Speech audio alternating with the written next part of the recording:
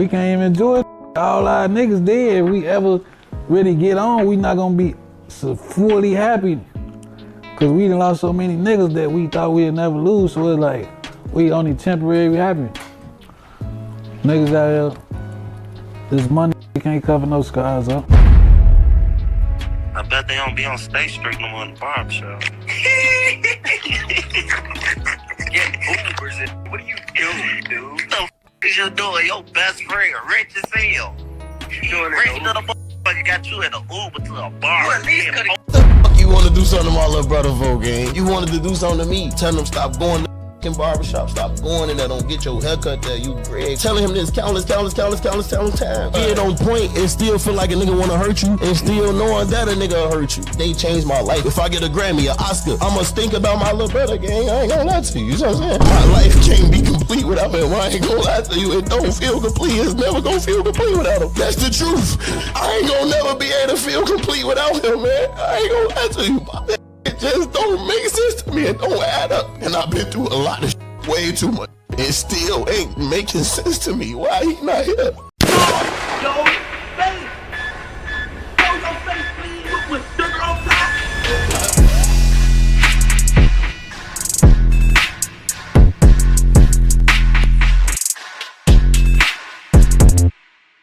Alright y'all, now I always found this story very interesting. As many of y'all may know by now, Herbo's best friend, who he considered his brother, was tragically shot in his face in a barbershop while he was trying to get a haircut. Now time after time I tell y'all that when you're in that drill culture, whether you're a main player or not, you have to be careful with who you associate yourself with. Cause in the drill culture, the name of the game is if I can't catch you, I'ma catch somebody close to you just so you can feel what I'm feeling. Or inflict the same pain that you made me and my family feel at some point in time. It may not be you, but somehow you're gonna feel it. And this seemed to be the case with No Limit's own Lil Greg. Now Lil Greg is said to have been known for being a close affiliate of Chicago's own NLMB, but wasn't known for being a typical street guy. They said he got money and wanted to be there for his family while taking care of his child. But one fatal day, he would end up going to the barbershop, which would end up being the last place he was spotted alive. It's believed that he seen someone who he felt was an op, but he didn't know for sure. So when people hear this story about him seeing his op and still continue sitting in the barbershop, they think that that was a big mistake on his behalf. However, it's rumored that the reason he stayed in there is because he made a phone call to confirm whether this individual was something he needed to worry about or not. The person he called told him no, he's nothing to worry about. However, turns out that that same man, who goes by the name of Freeband Bobo, who was later unalived himself, was the person that Lil Greg saw. He was also known for getting money, not drilling, but unfortunately, he would call his peoples after seeing Lil Greg, but they had a different response. They would make their way to that barbershop, and the rest was history. So we're going to get into this video so we can get more details on what's going on, but in the meantime, make sure you hit that thumbs up button, hype this video so we can get it into the algorithm, and if you're not subscribed to the platform already, make sure you do so now. Let's get into it. Oh geez, so you got folks in the barbershop, your best friend dead, you be uploading his son like you ready is dead. Well, you the reason it's dead, right? Dead. That tell his son why you didn't go get him from the shop. But I don't with LA and your best friend in the rack still. Y'all wanna know what's crazy? Cause we still explain that. Explain that. They ain't even, first off, they ain't even really give a f about Lil Greg. They just care, they just rob him because that's their homie friend. Mm-hmm. They don't about her, but that's another story for another day. We ain't gonna get to all that. Hey, this thing, Lord said I go to barbershops every week, fresh line up, right? And we make it back every time. Every time we go to barbershops. We go to barbershops for real. For real, for real. No house cuts. Y'all, and I heard about y'all. Never mind. I mean, don't you worry about it. I see y'all ain't learned from the last time, that's all. Lil Greg therefore called up another part of No Limit to get the green light, but received the same answer again from NLMB. At the same time Lil Greg was making calls to No Limit, the Pocket Town member, who from what I've been told was unaware of Lil Greg's issues with him, made a call to his people, letting them know who he had just seen and where they were located. A little while later, the Pocket Town member left the barbershop, which is the reason Lil Greg chose to stay. The reason why Cairo talked down Herbo in the interview with 16 Sh0t visuals is because Herbo allegedly put money on the Pocket Town member Greg saw in the barbershop. However, word on the street and within No Limit is that Herbo in reality was never going to pay, and that he was just using his name and celebrity to get street credit. The No Limit gang have been fighting numerous enemies on various fronts for decades, with two of the main conflicts ultimately seeing the most feared enemies from each area lose their lives. KTS Von and Dre from Lakeside had lost their lives 6 years apart, and Black Mob's most feared killer Shooter Shells had also lost his life in the Now they say what they say about Shooter Shells, but if you know anything about the drill culture, you know that this man was put in BTA. Literally, they had to get rid of him. He was too much of a problem. I would say that. Like how all stories go, they come to an end, and they did him one of the worst ways possible in the drill culture. war. But No Limit themselves had also suffered heavy losses in the streets. The passing of their most feared shooter Mad Max was a devastating loss, and unfortunately the other war with their rivals from Pocket Town would heat up drastically in 2020, with an enormous amount of bloodshed being witnessed as people on both sides would lose their lives back to back. A Pocket Town member by the name of Greasy, real name Eric Chapman Jr., would be killed in McKinley Park on the 1st of May 2020 at age 30. He was shot in the chest after an argument with another man around 2:30 AM. 2 months later, on July the 13th, 2020, a prominent Pocket Town and KTS member, KTS Rio, real name Lee DeMario Cameron, would be sitting in a car at a gas station on the 7000 block of South Damon Avenue when a silver SUV pulled up and somebody started shooting, with Rio later being pronounced dead in hospital. It was believed that the hit on KTS Rio was a personal revenge attack due to Rio allegedly killing a No Limit OG by the name of Boss Blizz back in 2011. The next death would come on September the 28th, 2020, when Pocket Town's K-Dog, real name Kevin Forbes, would be shot on the 6900 block of South Woodlawn Avenue, later being dropped off at St. Bernard Hospital with a gunshot to the head, with him being pronounced dead on arrival. Several other individuals would lose their lives from Pocket Town over the course of 2020, with threads on Reddit suggesting as many as 6 people would lose their lives in this period of only a few months. But in 2021 would come a devastating loss for No Limit, when a beloved friend of theirs that was supposedly out of the streets would lose their life as a result of this conflict. Gregory Jackson III, aka Lil Greg, was a member of NLMB and close friend of Herbo. But on January the 28th, 2021, Greg would visit the Studio 19 Barbershop at 1931 South State Street. Story has it that he would come face to face with a Pocket Town affiliate that he had a personal feud with at the barbershop. No confrontation took place there and then, as it said both individuals involved were not personally shooters, but each man would apparently call their respective group of friends to find out whether or not a move needed to be made. Now, here's a little part that he got a little misconstrued. Now, of course, they was aware of each other. They knew who each other was. Were they into it personally? No, they weren't. It's just that Bobo repped Pocket Town and Greg repped No Limit. So this is where the calls came in at. That's why a lot of people say, oh, Greg is a fool for staying there. He's seen his op. He decided not to do anything but stay there. I would have left. Now, to be honest with you, I ain't gonna lie. I would have left too. And just off the mere fact that I had to make a call, because you never know what somebody else's intentions are, clearly. So I would have left. But however, they didn't have a problem personally with each other to where he felt he needed to leave, even though he should have. So they really wasn't into it with each other personally, but their gangs was kind of, at odds. So to be honest with you, that would have been enough for me to at least leave. I don't know what made him stay. It's kind of crazy, but he did. Ultimately, the other individual left and Greg remained in the barbershop, but he wouldn't be safe there. It was later reported that while sitting in the barber's, somebody would walk in and shoot him in the face. After Greg's death hit the news, the police would name him firmly as a friend of Herbo and a member of the NLMB gang. Apparently, Greg was like a brother to Herbo, with Herbo releasing a long heartfelt statement about the loss, as did other No Limit members like Mally. Greg clearly was plugged into the rap game because even 21 Savage posted him after his passing. This murder would hit Herbo particularly hard, with Herb later admitting that it was this loss that sent him into a spiral of alcoholism. What's some shit that when you sit by yourself, you just get depressed about, like? Thinking about my little brother, though, I ain't gonna lie right now. He passed away in January 28th. I'll be thinking about him a lot, because I'm ready for him. I ain't gonna lie, like sometimes I be feeling like a nigga did something to him just to hurt me. I don't know, I was drinking a lot. Of course. Right? This is why I say in the drill culture, You gotta watch who you associate yourself with. Do you know how much guys lost their life just because they were in a music video? Just because they were tagged in a photo, just because they were in a photo, just because they were seen in the comments liking one of the ops' pictures. Anything to where you are affiliated with somebody who is wanted, if they catch you, they're going to do something to you because they feel you are the closest to that person because they can't get to them. You think they're going to find G Herbo just lacking out there like that? No. Right? So he was the closest thing. And Greg was always seen with G Herbo. So I know when he seen him, he said, wow, I can't believe he's there. And then when the other guy actually came and seen him still there after getting the call, I know he definitely couldn't believe his eyes. Into like a slump, like a real, like just emotional slump, just drinking all day, every day, going to the studio, drinking.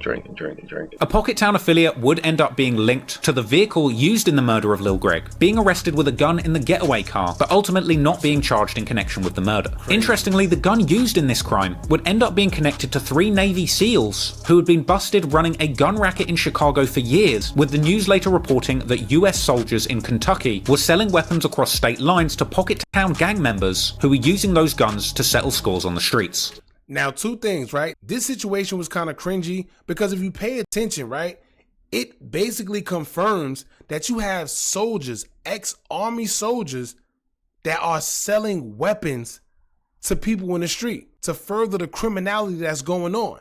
So when you see these guys with these big Dracos, with these big machine guns, you're like, where they getting them from? Well, here you go.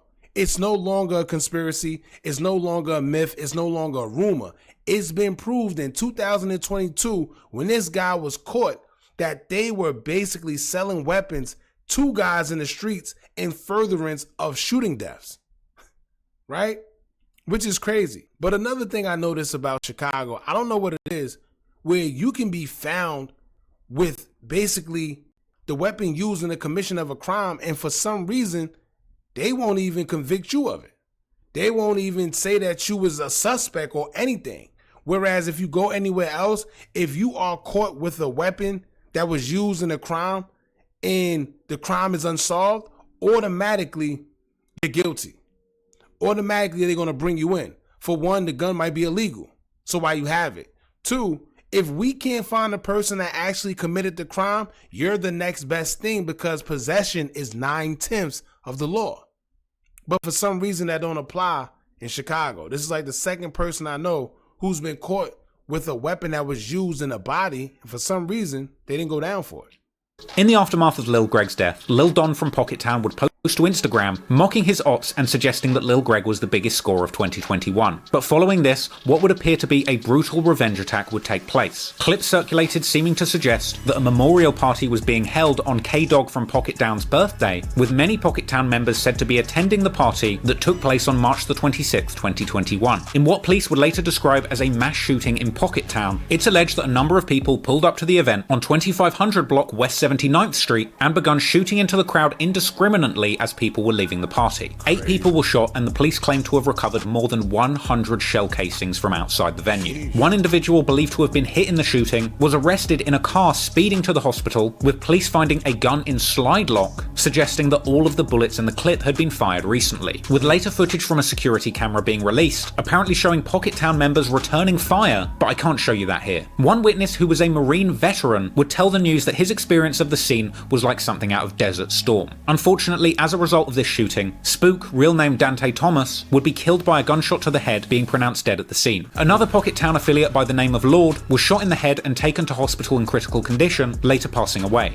With another affiliate by the name of Denny G being shot in the stomach and later being seen on social media recovering in the hospital. No Limit members would celebrate following this tragic shootout. Some would publicly show love to Lil Greg after the incident, with Cairo apparently going on to call Pharaoh from No Limit the savage of the year. He said, it's not even summertime and we making N-words melt.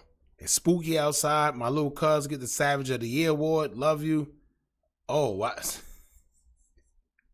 Yo, do y'all see how bold these people are? This is enough for a conspiracy charge. Right after these 2 guys was unalived, he got on there and said, yo, basically, my little cuz gets Savage of the Year award.